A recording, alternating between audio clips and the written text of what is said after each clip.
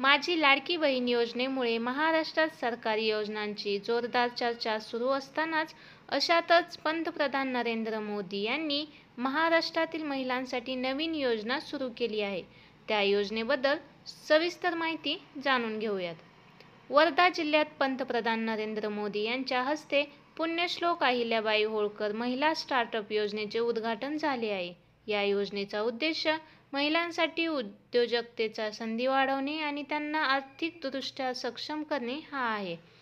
ही योजना महिला सक्षमीकरणाच्या दिशेने एक महत्त्वाचा उपक्रम आहे. पुण्यश्लोक अहिल्याबाई होळकर महिला स्टार्टअप योजनेअंतर्गत महाराष्ट्रातील महिलांच्या स्टार्टअप्सना सुरुवातीच्या टप्प्यात आर्थिक मदत दिली जाईल.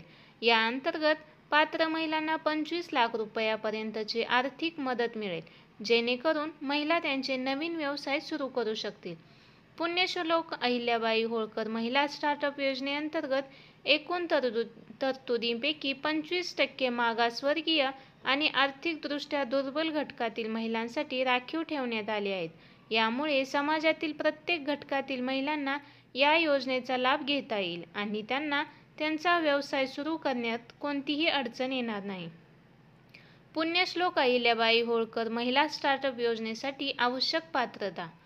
नोंदणी. स्टार्टअपला केंद्र सरकारच्या उद्योग आणि अंतर्गत व्यापार प्रोत्साहन विभागाची मान्यता आणि स्टार्टअप महाराष्ट्रात नोंदणीकृत असला पाहिजे. महिलांचा हिस्सा. स्टार्टअपमध्ये महिला संस्थापक किंवा सहसंस्थापकाचा किमान 51% हिस्सा असला पाहिजे. कालावधी. महिलांच्या नेतृत्वाखाली स्टार्टअप्स किमान 1 वर्षापासून कार्यरत असायला हवा. वार्षिक उलाढाल. या सुरुवातीच्या कालावधीत स्टार्टअपची वार्षिक उलाढाल 10 लाख ते 10 कोटी रुपयांच्या दरम्यान असली पाहिजे. यापूर्वी मिळालेला आर्थिक लाभ.